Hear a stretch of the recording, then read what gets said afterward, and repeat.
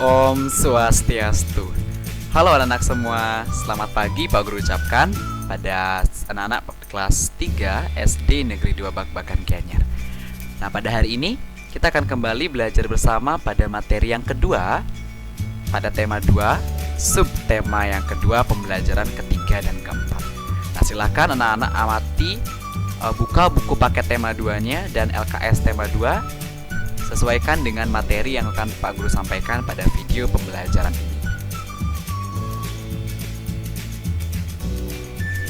Nah, pada video pembelajaran ini, Bapak Guru akan menyampaikan materi mengenai dongeng, kemudian ada juga sifat pertukaran pada perkalian, dan untuk lebih jelasnya silahkan simak video ini sampai tuntas ya. Kucing adalah hewan jinak yang dipelihara oleh manusia. Banyak manfaat dari memelihara kucing. Kucing sebagai teman bermain, dapat menghilangkan stres, dan menghalau tikus. Ibu Benny suka kucing, namun tidak memelihara kucing. Kucing-kucing liar sering berkumpul di rumah Benny, sebab ibu sering memberi makan kucing-kucing yang datang ke rumah. Benny sering memperhatikan tingkah kucing-kucing. Ada kalanya mereka bermain-main dengan tirai yang tertiup angin. Seringnya mereka bertengkar saat makan. Gerakan kucing tersebut lucu dan menggemaskan. Nah, kucing adalah salah satu hewan jinak anak-anak. Jadi kucing tersebut biasa dijadikan sebagai hewan peliharaan. Jadi dengan memelihara kucing itu juga memberikan beberapa manfaat, yakni, seperti yang sudah dijelaskan sebelumnya. Nah, kucing bermanfaat sebagai teman bermain, dapat menghilangkan stres dan menghalau tikus. Jadi ketika kita memiliki kesibukan, dengan melihat tingkah kucing yang menggemaskan, itu akan mampu menghilangkan stres kita anak-anak. Kemudian, kucing juga mampu menghalau tikus. Jadi dengan memelihara kucing, terdapat beberapa manfaat yang kita dapatkan.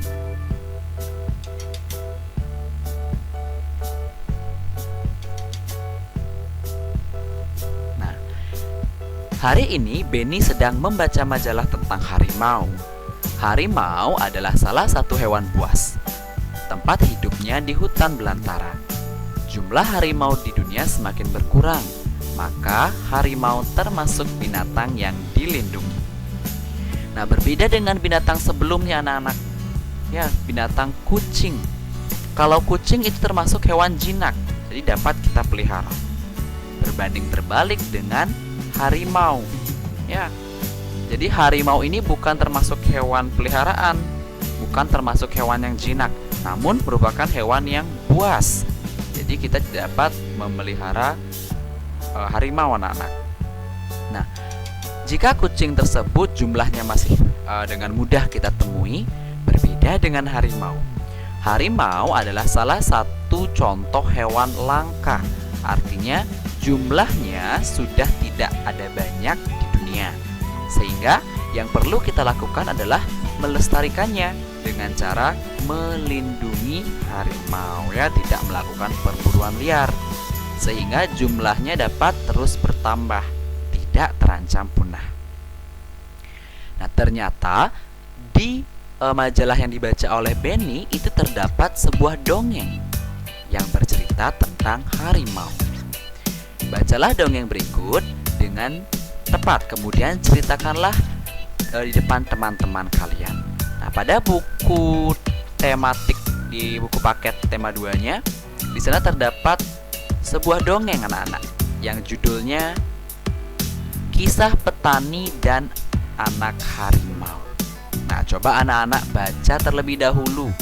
Ya, kan semua sudah membawa buku paket, silahkan baca terlebih dahulu ini dongeng Kisah Petani dan Anak Harimaunya. Apa yang dibahas, apa yang diceritakan dalam dongeng tersebut.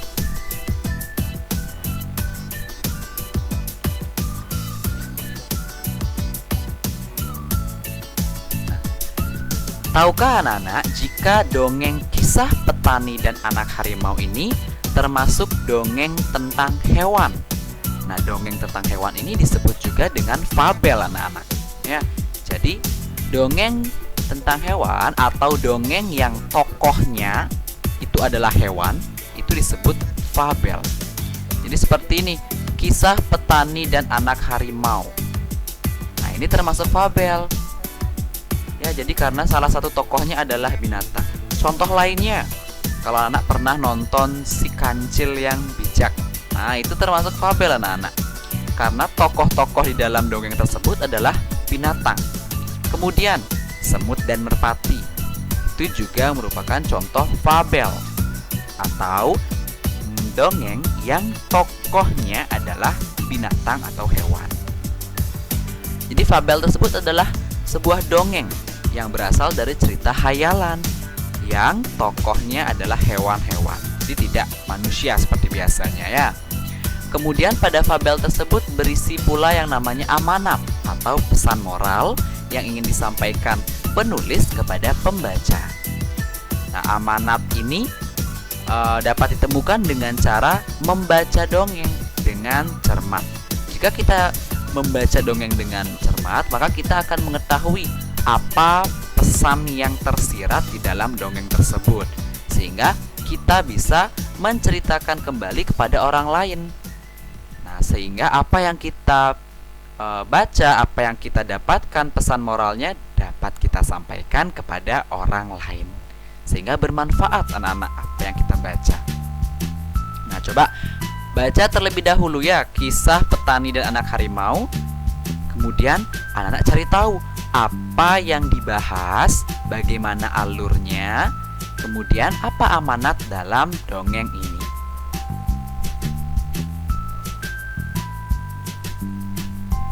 Nah, bagaimana cara menemukan pesan dari fabel? Nah, cara menemukan pesan atau amanat dalam fabel itu sama, anak-anak, seperti menemukan pesan atau amanat pada teks dongeng lainnya. Jadi dongeng fabel ini merupakan cerita tentang hewan. Ya, jadi tokohnya itu hewan. Bagaimana cara menemukan pesannya? Nah, caranya sama. Kita harus membaca dengan cermat. Ya, jadi dongeng fabel ini di dalamnya tetap berisi pesan-pesan moral. Contohnya, Kancil yang Bijak itu penuh dengan pesan moral, anak-anak. Kemudian fabel tentang kura-kura dan kelinci itu juga penuh dengan pesan moral. Kita tidak boleh meremehkan orang lain. Ya, jadi kita tidak boleh menyombongkan diri, meremehkan orang lain. Nah, itu disebut sebagai amanat. Jadi amanat pada fabel itu sama seperti dongeng-dongeng lainnya. Jadi memiliki amanat atau pesan yang tersirat yang mengandung nilai-nilai kebaikan. Cara mencarinya, kita harus membaca dengan cermat supaya mengetahui apa yang dibahas atau dibicarakan dalam dongeng tersebut.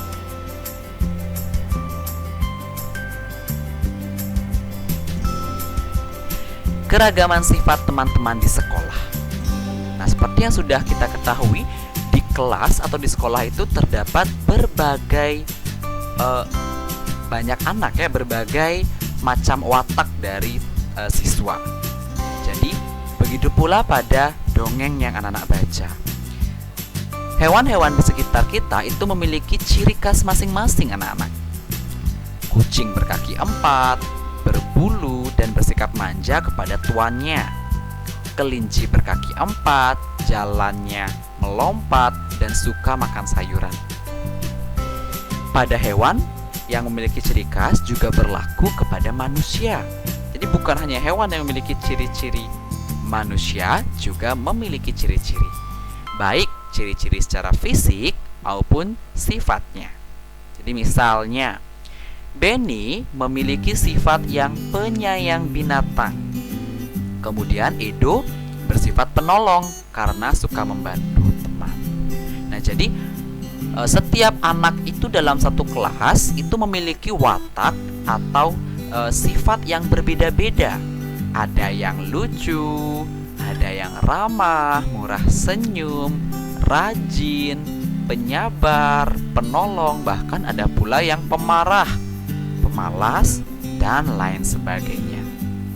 Nah, dari berbagai macam watak orang-orang tersebut atau watak siswa tersebut, apa yang harus kita lakukan? Yang harus kita lakukan adalah menjaga toleransi. Ya, jadi kita harus menjaga toleransi. Apa itu toleransi? Toleransi merupakan sikap menghargai setiap perbedaan yang ada. Nah, dengan bertoleransi, suasana belajar di kelas akan menjadi nyaman dan menyenangkan. Jadi, misalnya dalam satu kelompok, ini wataknya berbeda-beda. Kalau tidak ada sikap saling menghargai perbedaan, semuanya ingin menang sendiri, apa yang terjadi? Yang terjadi adalah pertengkaran. Jadi satu orang dengan yang lainnya itu harus saling menghargai, sehingga kegiatan pembelajaran dapat berjalan dengan lancar, ya. Nah, itu yang Pak Guru harapkan ketika anak-anak nanti mulai kembali belajar secara offline. Nah, kita lanjutkan anak-anak. Pada sore hari, Benny memasukkan ayam-ayamnya ke kandang.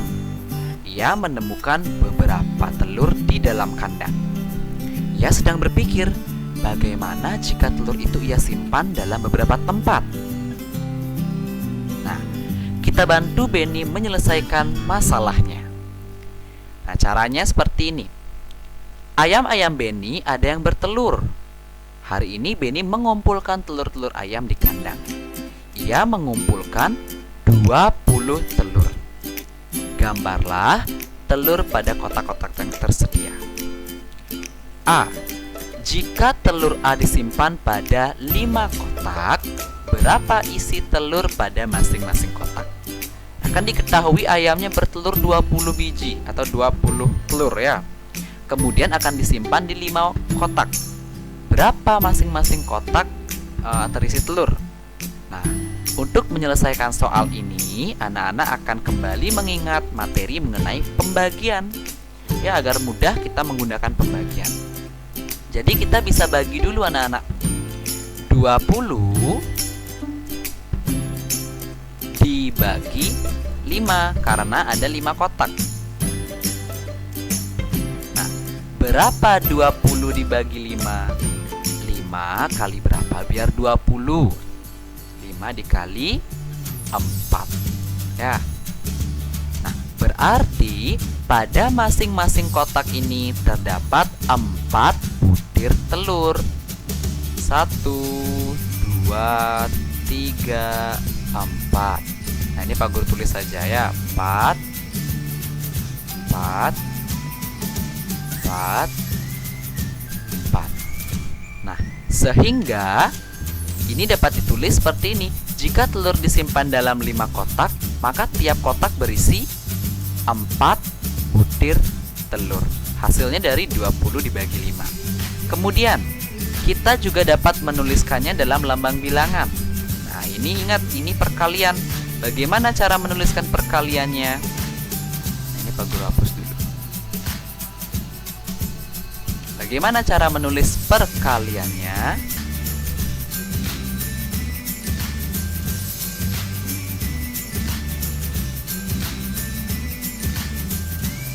Nah, kita hitung terlebih dahulu banyaknya kotak. Ternyata terdapat 1, 2, 3, 4, 5. Kan ada 5 kotak, maka kita tulis kotak terlebih dahulu. 5 dikali masing-masing kotak terdiri dari 4 butir telur. Sehingga jumlah keseluruhannya 5 dikali 4 adalah 20 butir telur, ya. Seperti itu caranya anak-anak. Nah, kemudian jika telurnya ia simpan di 4 kotak, berapa isi telur pada masing-masing kotak? Nah, kalau tadi disimpan dalam 5 kotak, kalau sekarang disimpan dalam 4 kotak. Nah, maka caranya sama. Kita gunakan pembagian dulu. 20 dibagi 4 karena terdiri dari 4 kotak. Berapa 20 dibagi 4? 4 kali berapa biar hasilnya 20? Atau kita kurangi 20 kurang 4 sampai habis atau 0. Kalau kita gunakan perkalian lebih mudah. 20 dibagi 4. 4 kali berapa biar 20? 4 dikali 5. Nah, maka masing-masing kotak ini terdiri dari 5 butir telur. Nah, mudah bukan? Jadi kita gunakan kembali konsep pembagian dan perkaliannya. Jika telur disimpan pada 4 kotak, maka tiap kotak berisi berapa butir? Ya, 5 butir telur pada masing-masing kotak. Maka ini bisa kita tulis anak-anak dalam bentuk perkalian. Kita hitung jumlah kotaknya. Kotaknya ada 4 buah. Berarti kita tulis dulu 4. Dikali masing-masing kotak terdiri dari 5 butir telur. Nah, 4 dikali 5, ingat sifat pertukaran. 4 dikali 5 sama dengan 5 dikali 4. Hasilnya akan sama, yakni 20 butir telur. Ya, jadi seperti ini caranya. Kita gunakan konsep perkalian, pembagian, dan sifat pertukaran.